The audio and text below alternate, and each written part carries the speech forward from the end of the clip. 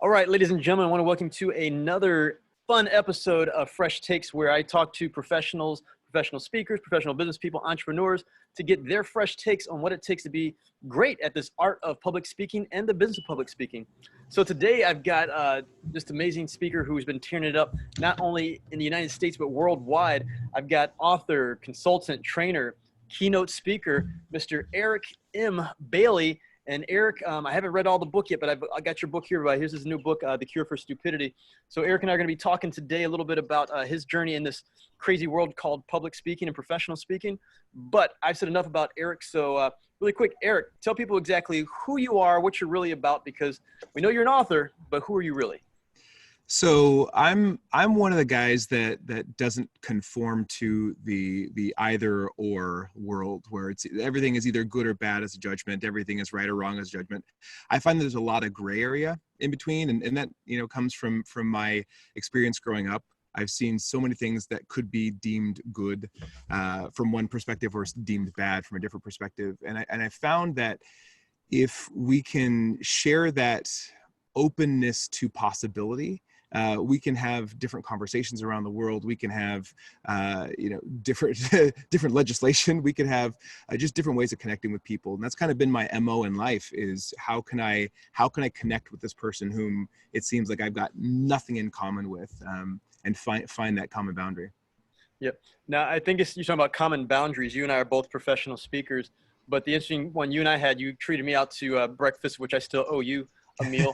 But we talked about it. You and I don't know if you want to call it an incubator, but you and I both worked at the Phoenix Zoo. I mean, that's right. It's kind of funny. We both worked at the zoo, and now we've morphed into speakers. So if you can share with everybody, how did your speaking journey, happen? Because you went from working at the zoo to speaking on stages with George Clooney, and going to be speaking in Germany next week. Yeah. So interesting thing, I've always had a desire to teach people. And when I first started at the zoo, this is way back in 2004, I think. I was actually working at the kettle corn company, and the gentleman who owned the company, he said, "Hey, would you like to be a manager?" I'm like, I'm a college kid. I don't know what being a manager is. And he's like, "No, I think you got some talent." And so he said, "What do you want to do?" I'm like, "Well, what do managers do? I don't know. They boss people around. I want to do that." He said, "Well, I actually need someone to do some training." And so he kind of thrust me into this world of training, and I loved it. I fell in love with it. And I started doing that for him, started creating my own training curriculum. And then when I transitioned to the zoo proper, and not just the kettle corn company, I started doing guest service training and that sort of leadership training. And that's kind of been my foundation of just kind of being up in front of people. I was not great at it, just to be clear. I was not great at it, but over the course of the next few jobs, I always kind of worked my way into being in front of people and training or teaching in some way. And one of the most recent jobs I had was I was the director of organizational development for a healthcare firm, and I weaseled my way into being the guy that ran new employee orientation.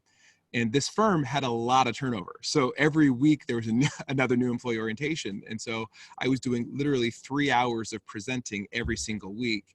And I committed to myself that it wouldn't be the same.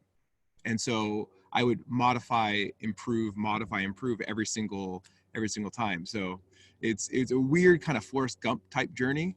But I always found myself trying to make a difference for folks.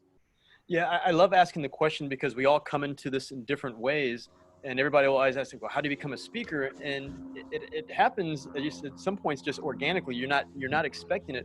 But you made the comment about being a trainer, and obviously when I worked at the zoo, you always were handling our morning meetings and our trainings. Yeah. And they were always very interactive. You came up with some type of game, and you have the term gamification right now. But I've noticed through your social media posts that you are still doing these games. You're in California doing quote games to teach, for 6 to 8 hours, these government officials. So why do you incorporate, with your trainings, why are you very hands-on? Why do you incorporate these games? So I've sat through, and probably everyone has sat through, so many boring presentations, so many boring meetings. And when I was director of OD, I was technically in the HR department. And so we would have to go through so many awful presentations. And I realized that if someone didn't connect me to whatever they're talking about in some visceral way, some personal way, I'm checked out. I'm on my phone, I'm on my laptop, whatever. And I found that if we can use some tools to connect two completely different things together, then people get that visceral connection to it. So I'll do some exercise that I've come up with, some that I've found. There's a TV show called Brain Games on National Geographic. Actually, I think it's still on the air. But there's all these different things that people can understand different concepts through playing. And so we'll do rock, paper, scissors. I mean, we'll do like all these different things and talk about, okay, well, what does that actually mean in practical application of work or at home? And when we make those connections, and this kind of relates back to my research in brain science, it actually makes deeper memories. So we actually connect these synapses and our brains will remember these concepts so much better. And so I love it because one question I ask all the time is, all right, so who had fun with this? And, everyone raises their hand because I only do really fun stuff. But then I'll say, okay, who thought this was going to be stupid and still had fun? And you get like half the hands raised. I'm like, that's exactly it. If we can boldly go into this thing that we think is going to be stupid and come out of it thinking it was amazing, like that is something that's going to be memorable for people. And, you know as well as I do, most speakers are completely forgettable as soon as they're off the stage. And unfortunately for the clients, that's a huge waste of money, is if you can't have your message be sticky or be applicable or last longer than the time you're on the stage, then there's really no point in doing it. And so I found if we can incorporate these kind of games, every time people think about these things, they're going to remember the lessons. Right. So we can share with people here right now is quite literally at some points, other than also getting paid to run your mouth, you actually are getting paid to play games with people. Yeah, absolutely. Right? So you're an international game player and you get compensated for it. Yes. And I have a blast. And you have a blast. And I know you're a deep level thinker. We'll go further into that one in a second, but I don't know what the stat is, but I remember they said the more fun or more engaging you make a training or education, the more that actually sticks with people. So the question I have for you is, I know you give some really hard hitting information. We'll talk about your book here in a second, but does it ever amaze you that, you'll sit in this training for like 6 to 8 hours. And then at the end of the day, the people come up to you and say, you know what, Eric, that rock, paper, scissors was amazing. Yeah, it's funny. So I tend to teach kind of like drinking from a fire hose. I give so much information in a relatively short period of time. Even the 6-hour ones, they're just jam packed. And the funny thing is that I don't get those comments right after. I get them like the following week. Just because there's so much to process. But what people end up saying to me is, and this is my most meaningful feedback I've ever received, was from, I was working with the commanders of Phoenix Police Department. So 25 command staff of Phoenix Police Department, one of the largest police departments in the country. And he came up to me and said, I've been with the department for 45 years, or 40 years, nearly 40 years. And I wish I had this information at the beginning of my career. It would have changed my life. And it's funny because, I'm using some brain science techniques to break down ego and to get people leading into hard conversations. I mean, imagine, a young Black man going to a police department talking about bias and people saying, wow, I wish I had this information.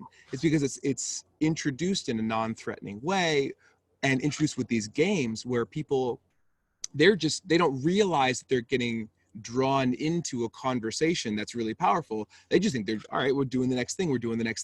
All of a sudden, wait, did we just talk about that? Wow. It's a lot of fun. Yeah. And speaking of that, because we're talking about games, I'm sure anybody listening or watching this is going, okay, he's playing games with groups. But, I would love for you to explain as you said, you work with the police department, but you work with some very, quote, deep thinking or, quote, non-fun, organizations. So can you just explain like who some of your past, clients are as far as just the fields, not necessarily particularly the titles, but just some of these groups? Because I've seen you said police, but I've also seen you work with the military. Yep. Yeah, I'm actually, I've done a lot of work with the military, the U.S. Air Force. And actually, because of that work, I'm now an honorary commander at Luke Air Force Base, which is a really cool program to kind of gain some understanding between private and the military, which is really cool. But I've also done work with governmental finance officers. So you get a whole bunch of accountants and budget makers in a room, and which wouldn't seem like they're the most fun group, but we end up having some of the most fun.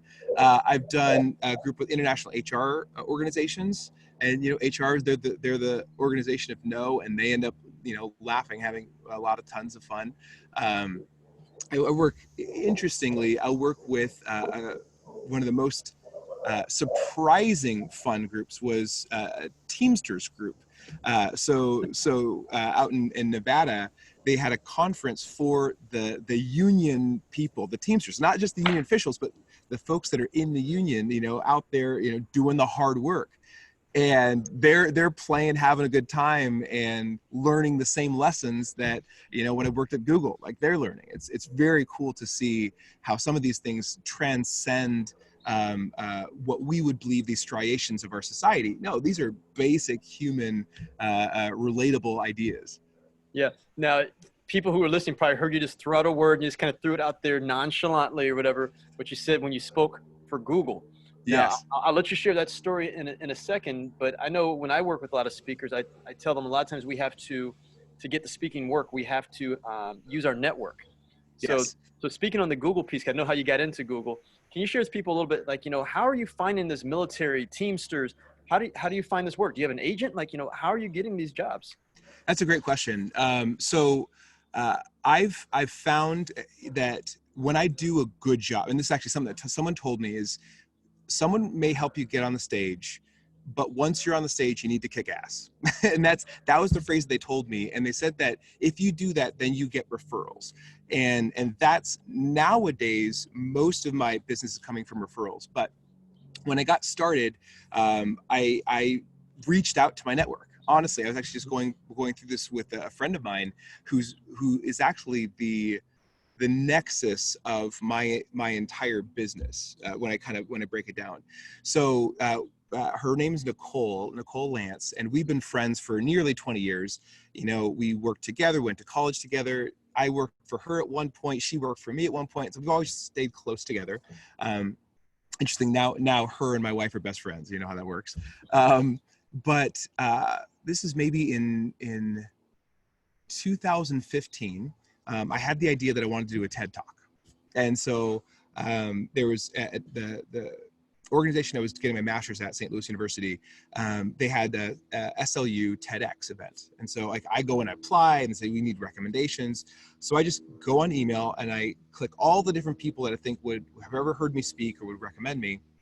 And I said, hey, will you please recommend me for this TED Talk? And everyone said, sure. Some ignored it, whatever. But Nicole actually replied and said, I'll do it for sure, but I'm the incoming president for this organization and I'm looking for a speaker. Would you want to be the speaker? And I'm like, yeah, absolutely. I would love that. And she was actually for the Arizona City Managers Association. And I got the keynote job. I was the highest rated keynote they've ever had. And from that, it basically spawned my entire business, because a lot of those people said, hey, can you come do that for us, in our organization specifically? And I found that if you have a good connection to your network and you're not afraid to ask, there's a lot of people who are already looking for speakers, or they're on some committee that's assigned to look for speakers, or they know the person that's looking for the speakers. And if you just put it out there and you ask, and then you do a great job, it continues to start rolling downhill like a snowball, but you can't be afraid to ask. Yeah, and that's a big one. Is we have got a lot of beginning speakers listening to this podcast, watching this video. Is everybody's always looking for the magic pill, and I told the people the same thing. I goes like, in order to get the work, you have to do great work. Yep. And obviously, your career is growing because you are doing this great work all over the place. So it's just like as you said, it's fun when people just call up out of the blue who you've never even heard from before, and it's through that referral. So the case is just go ahead and do good work. Now, you brought up a couple things, and if you can hear me right now, Mr. Commander, I'm at the end of the Luke Air Force Base. Yes. They're flying over to honor you right now. Yeah, it's F-35. I can hear it. There you Sound go. of freedom. So see, there you go. But I was going to ask a question, but let's even talk about that one. You said the F-35. I know you didn't get a chance to fly in that one because you may not have that clearance, but you said, and it's funny how speaking can open up these doors. Either, you know, you get to speak at Google, you're about to go speak in Germany, and, you know, you've got this commander piece, but the speaking also opened some just amazing doors for you, which I know one was, I'm jealous, was you get to fly an F-16. Yes. Yeah. That is one of the highlights of my life. And actually the way that happened is, you know, part of this program, the Honorary Commander program, but actually, and this actually leverages back to your last question, is I actually did a lot of work for free. And, you know, because I wanted to hone my craft and I wanted to get in some doors. And I had met the general of Luke Air Force Base a couple of years ago at a conference, and we just hit it off. I mean, we were talking, and his ideas of leadership development match mine like to the T. And we just made this wonderful friendship. And a couple months later, I got a text from him, said, "Hey, I'm doing this leadership program. Would you like to come and speak at it?" I'm like, "Yeah, absolutely." And so did that for free. I did probably a series of 2 or 3, maybe 4 of them for free. And so my mission is to serve those who serve. And I know that I am not brave enough to go do what they do. But if I can go help them in a way that makes them better capable to do their job, then that's what I want to do. And so was happy to go do that, really excited about the opportunity.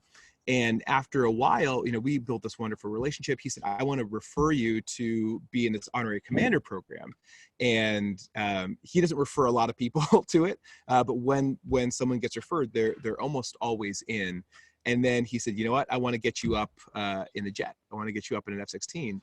And my heart is just racing. Like, I'm just like when I read this email that they've actually been working on it for 2 weeks to get clearance, to get training set up, to get all these medical set up, all these things. And they said, "All right, here's your day, December," I think it was December 12th, you know, "you're going up and you got to do parachute training. You got to, you know, train how to get out in case things go wrong. You have to have your medical physical. You have to do all these things."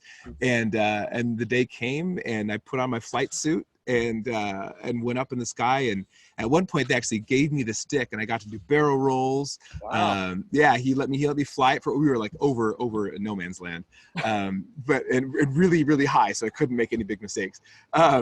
But we went supersonic, you know, we're going, we pulled like 7 Gs, and it was incredible. And before you asked the question, yes, I did throw up. You knew it. Yeah, everyone wants to know. But interestingly, I didn't throw up in the air. Like the vibrations were happening, and like I was getting kind of hot, and so I thought I was going to throw up. Actually, flying over Pikachu Peak, I tried but couldn't. But as soon as we landed, we were going so fast, and it was so bumpy that the vibrations of being on the ground that's what actually caused me to lose it. So. All right, yeah, because I know that's their mission in life, is to make their guests lose lunch. And Yes. I'm sure that can be scary. But speaking of just, you know, scary, you've talked about it. You said you spoke for free. Mm-hmm. So, you know, just start to build up the base. But obviously you're speaking for free and you're working, but you've got a wife and 3 kids. Yeah. And now this is your business. So one is like, how scary was it to step out of the working life to self-employ yourself? And, you know, what did you do to get over that fear? Like, how do you go from employed to self-employed? Yeah, so this is maybe a fault of mine, is that I'm optimistic to the point of I believe I can see the future. I can't see the future. But when we decided to do this, I felt like I had enough like tentacles out there that the business would come in. My wife, and she's more practical, and she's like, "Okay, so you need to keep applying for jobs. Like, I get that you think this is going to work, but keep applying for jobs," which is a really interesting place to be, because I didn't want to apply for jobs. Like, if I'm applying for jobs, I'm not committing to this thing that I think is going to be amazing. And so what I started doing, what worked for us, is we started committing or translating the dollars in a contract into time. And so we did is said, okay, you know, at bare minimum, we need this much money in a month to cover all of our expenses, including, like, you know, the once a month we'll go out to dinner. I said, okay, so every contract is going to give me, you know, some percentage of that month. And then, you know, after about six months or so, all of a sudden we got to a point where, okay, well, now we're a month ahead. And once we got to that point, it gave us a little bit of like breathing room. and then we weren't having to hustle as much and push as much.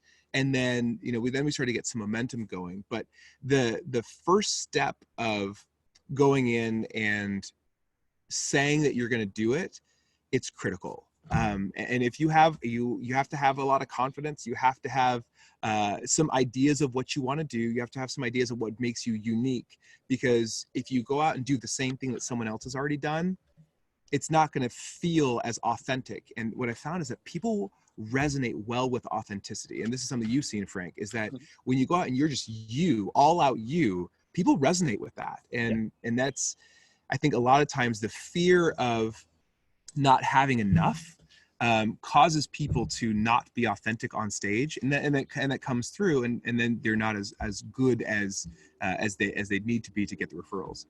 Yeah, because we had, like, in the Facebook group last week, the question came about use of vocabulary and saying that they weren't using smart enough words. And I expressed to the group was like, it's about being, as you said, being genuine. The more you are yourself, it's funny, the crazier you are, the sillier you are, the more uniquely you are yourself, the more phone calls you get to come and work with people. Yep. Versus, I'm sure we've all been it. Like, I tell people when I first got into speaking, I even had the pose. You have your arms crossed and you're to the side. That's what speakers should do. And you need to talk very directly. And it didn't resonate. I was using like Gallup poll numbers and no one cared about it. And then, as you said, turn the speech into a game with a fun title, and people could remember. I'm like, you remember that? You don't care about the Gallup poll numbers. And they want, as you said, that authenticity, which, brings me to your book. I know, like with you talk about brain science, but when I watch you speak, watch you around people, watch interviews, you're very, I can say maybe deliberate, but you're very deliberate with how you use your words, but also how you listen and absorb information from people. And I know with your book, it's called The Cure for Stupidity, available on Amazon. So I'll give you the plug. Thank you. He'll sign copies for you. But I know the big piece is talking about how we communicate amongst ourselves and how we can become better communicators. And for you, it's a two-part question. One is explain what the whole piece of the book is, if you can explain that. But two is, how is the communication techniques that you use improved your speaking on stage? And what are some advice or tips you have for people to, quote, speak better or listen better when they're on stage? That's powerful. And so I'm glad you asked that question. Do you remember when I was just talking about when I worked for the healthcare company and I was doing the 3 hours of training every week? Well, when I first started, I did the typical thing that trainers will do. Everyone, please put away your cell phones. And I would say that, please put away your cell phones. And then I realized that I don't get feedback in that environment. I don't get, hey, this is good, this is bad, improve this. It's literally just me in front of some people who have no idea what's going on. And so I stopped telling people to put away their phones. And I used the cell phones as feedback. So when people were on their cell phones, that means that section didn't grab them. And so I just started paying attention to who had their phones out and what was going on.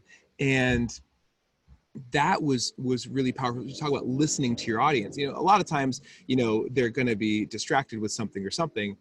Don't tell them not to get distracted. Allow them to get distracted, because that'll be the feedback that you need to make that piece better. Okay, I needed to maybe change the volume of my voice or do something to get people to pay attention to this piece, because the words I say at this part are actually critical for the next hour. And so there are certain times where I'll repeat the same phrase. So one of actually my key phrase is, the only things in life we can learn are things that we don't yet know. And I say that after one of my game lessons. Like, that's one of the key lessons people get from one of my games. And then that is actually foundational to all of the work that I do. And so I'm going to say it again. The only things in life we can learn are things that we don't yet know. And doing that sort of thing, paying attention to how the audience is reacting or paying attention to any given phrase or line is going to make you a better speaker. And so, the title of the book is called The Cure for Stupidity. And it's cute, it's fun. People, I need to get that for my husband. I hear that all the time. But the funny thing is, the reason it resonates for people is because we go around every day, and this is just natural human behavior. We go around every day calling people stupid. We may or may not say the word stupid, but we'll say, how could you possibly think that was right? right? Which the subtext is you're an idiot, right? And we do this all the time. Someone cuts us off in traffic. We may say some words, but the subtext is you're stupid. And when someone doesn't know something and we know it, like, how, like, what are you doing? Like, the subtext is always there. And the cure really is not in changing anything in them. The cure is changing the way that we see them.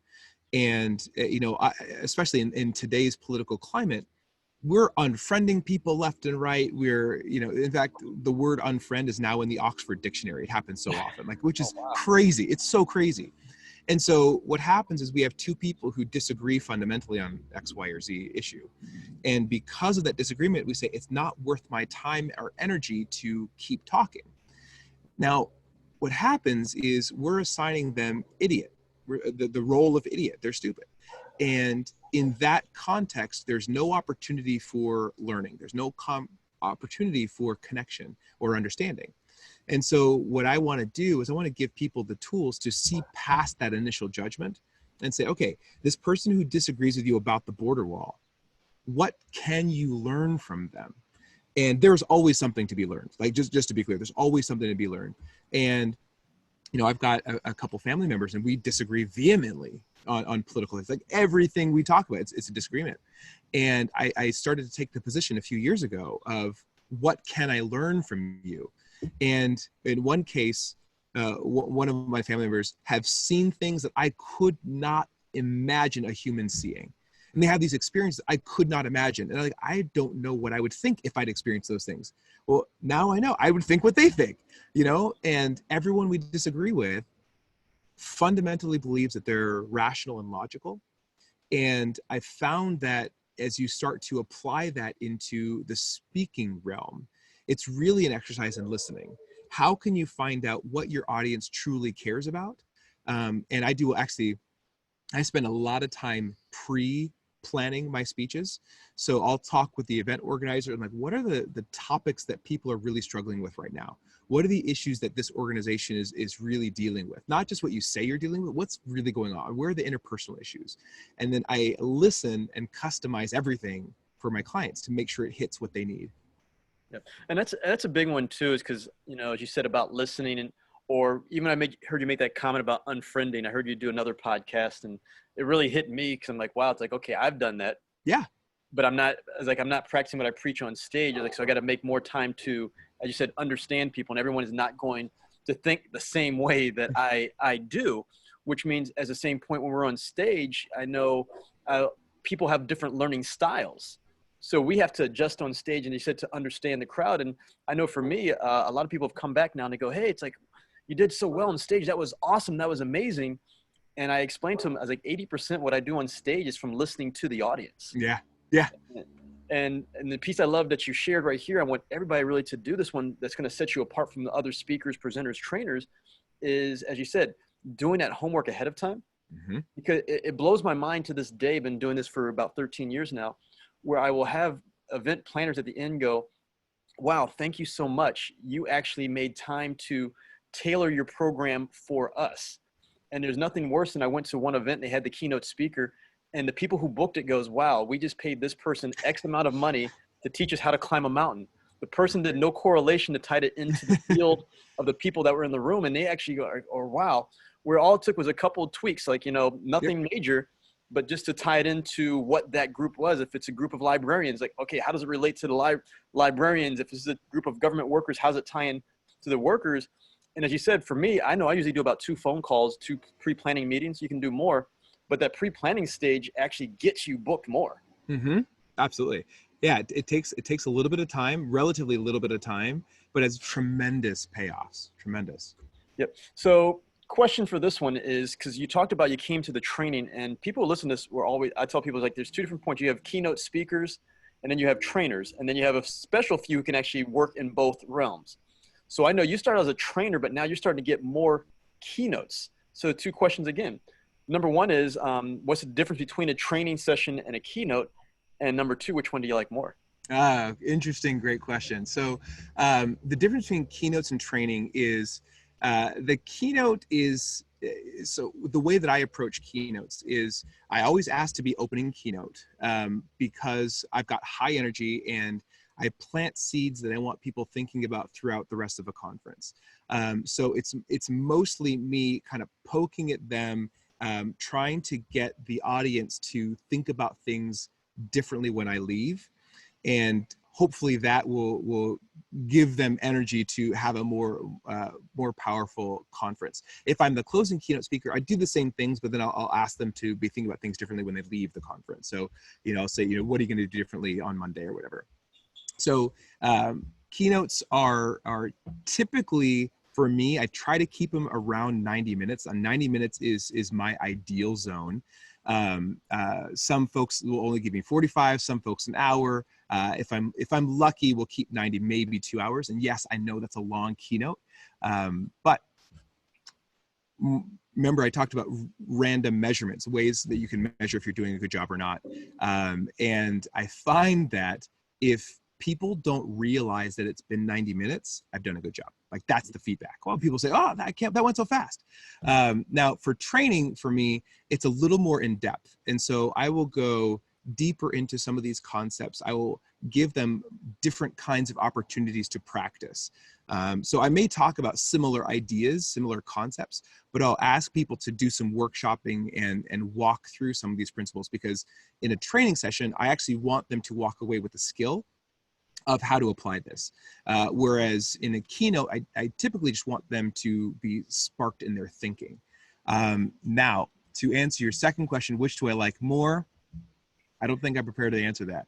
And here's why, because I do keynotes, trainings, or workshops, and I also do facilitation.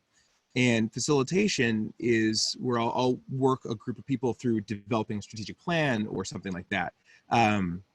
And that process is, a 2-day process, or sometimes even a 4-day process.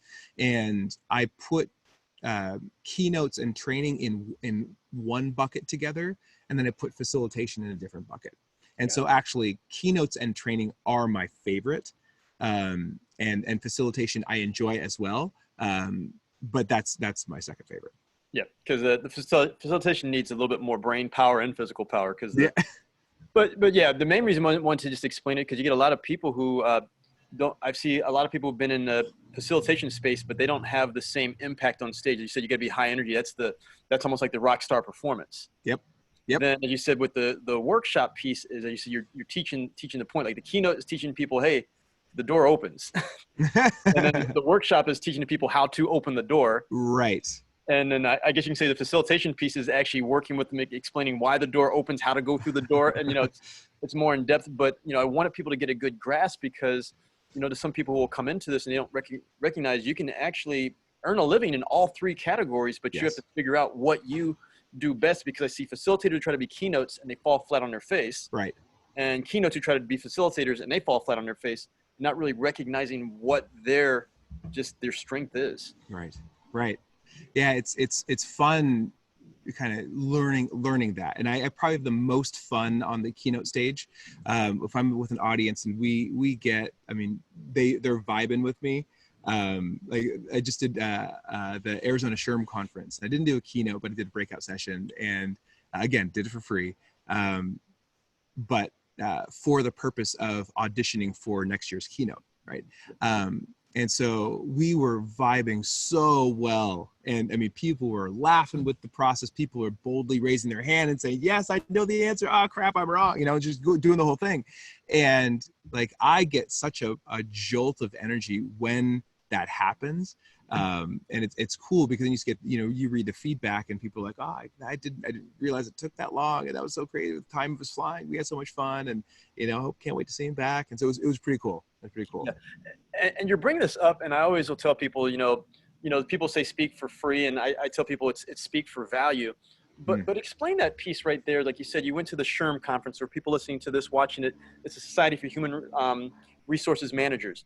And you said, hey, you went with the specific goal of, hey, this is an audition for the keynote, which obviously you'll get paid for.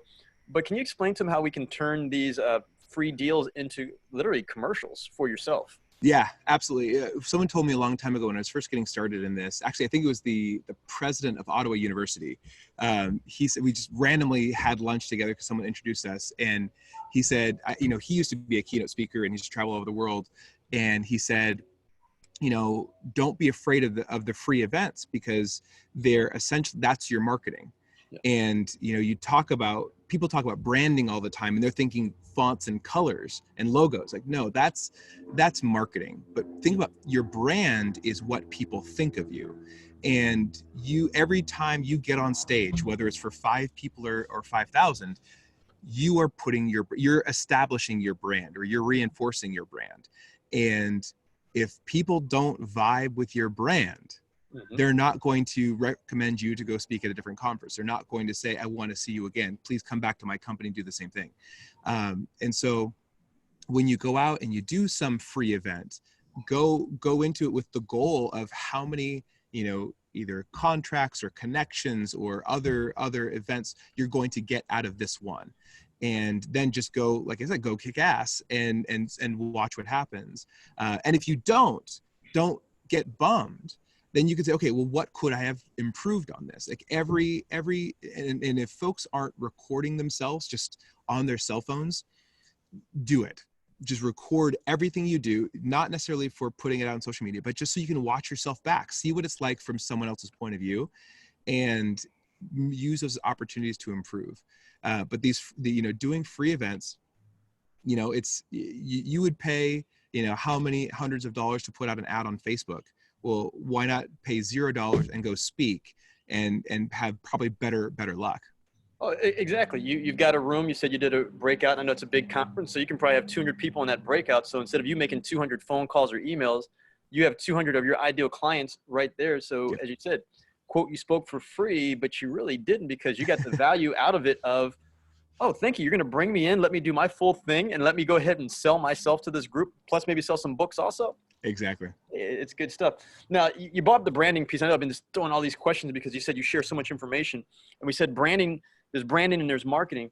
But part of your brand is, I know it's just this very professional look and the way you carry yourself. So branding is the overall piece. Mm-hmm. I always noticed lately that it's always purple. It's the tie. Some days there's a bow tie.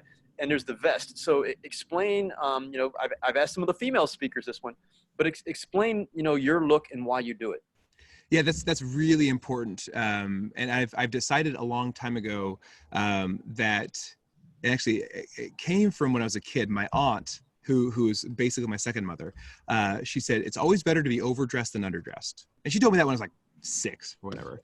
And so I've always been in that realm. Will I always be more dressed than the room requires. And honestly, being a young Black man, going out and speaking to oftentimes mostly white audiences, I know that my content will hit. But what I don't want is I don't want my appearance to distract them from getting the message. And so I found that the uniform that I wear, and I always wear the dress shirt, the tie, the vest. I just bought 2 more. So I actually have 7 different versions of the same suit. It's the slacks and the vest. Actually, a 3-piece suit. I just don't wear the jacket because Arizona is too hot. But I have my uniform, and honestly, just having the same uniform, different colors, just makes it easier to pick. I don't have to decide. And I know it fits me well. But what I found is that people who do notice the outfit may comment on it, but most people don't. And it just becomes a non-issue, kind of a ubiquitous thing. And the reason I want to do it is I don't want my look to be distracting from the message, because the message is critically important. And, some folks want their look to be a conversation piece, which is okay, but make sure that your brand fits. Like I mentioned my friend Nicole, she wears bright colored Converse and then a matching colored blazer. And she has like 7 different versions, like bright pink, bright green, seafoam green, right? And she actually wants that to be part of her conversation because she talks about being a bold female leader, and it fits. And so anyway, when you think about the brand and how people perceive you, try to make sure that you're doing things intentionally. Yeah. And, as you said about what your aunt said to you too, is I tell people is like, as a speaker, it's not our job to blend in with the audience. Right. So Right. I would like to say, oh, it's like, well, where's Eric? Well, he's the guy who's real well dressed over here on the far side, because Mm-hmm. you're easier to find. And, if we are trying to, as you said, part of our brand is to get more work, it shouldn't be like, well, I don't know where the speaker is. It should be like, okay, he looks like the speaker. He is the speaker. Right. And as you said, we can be honest, but as you said, there's certain judgments for us being African-American men. We walk in the room where there's just certain just judgments or just preconceptions as far as who we are, what we are. And I've noticed, especially for me too, is if I walk into that room dressed up, I do get treated at a certain level or expectation. So if I'm going to say I am the CEO of my business, then I need to dress the part of a CEO. Mm-hmm. So I've always appreciated about you, but we're starting to, wind down. Like I said, I could be drilling you with questions, all day, but I always ask my guests this one. We end on like 2 questions, and here's how the 2 questions are.